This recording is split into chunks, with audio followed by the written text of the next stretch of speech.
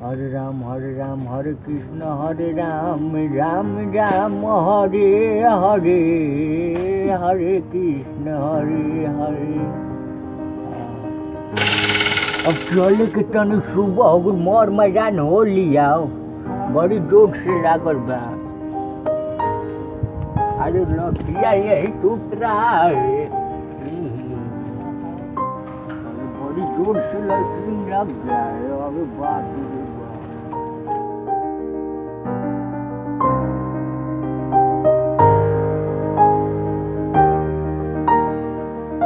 अरे बबू लाइटिंग नहीं कोसन क के काइले साला बदबू मारता। अभी तो कह के 25 लाख के लैट्रिन बनल बा हमरा घर। 30 लाख के हमारा घरे बउए, 35 लाख के हमार बनल है अभी यही साल। ए मद लाइटिंग नहीं कोसन क के का रे बबू घर दे लेके का की बात होता, लैट्रिन के बारे में बात करत हो जा का। बन जाना से बेसी हमारा घर के लैट्रिन बा 50 लाख। 50 लाख तारा का बुझाता बग फाट जाई, रुपया लागता ना। मैं सूरत के पैसा वही में चल गया लैट्रिंगे में। तब तो देखे लायक तू बनैलो होई बा। तब तो एक बार जाए के चाहत तू एओ में काहे खाती हम तारा खाती बनैले नहीं तारा खाती। ये बात बउए यहां ले हमार का दोस्ती खत्म बा। दोस्ती जगह पे बा। हुआ है रे, कोई के समझ नहीं है क्या?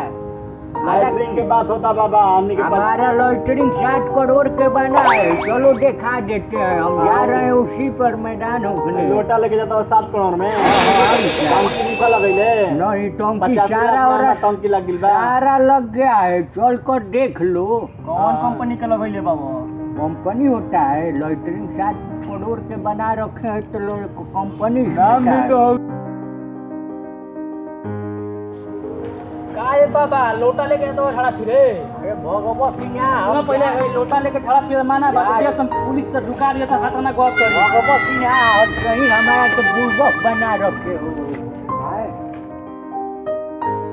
चलो ये लोटा रख दिया, और मैदान हो लिया।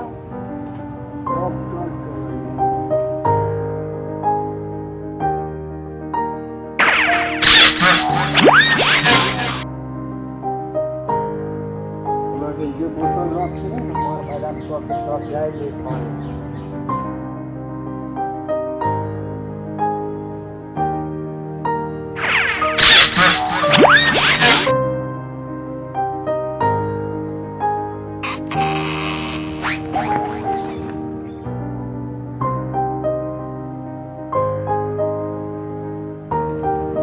पनिया मर दे कौन गिरा दिलो सुन हो।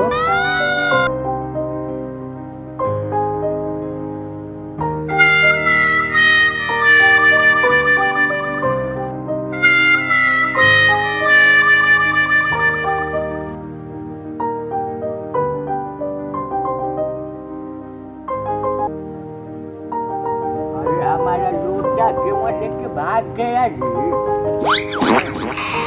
मटिया के बेटा की लोटा लेकर कोई है ना नूरी, पानी उन कोई लेकर सारा पानियों लेके भाग गया है। रुको रुको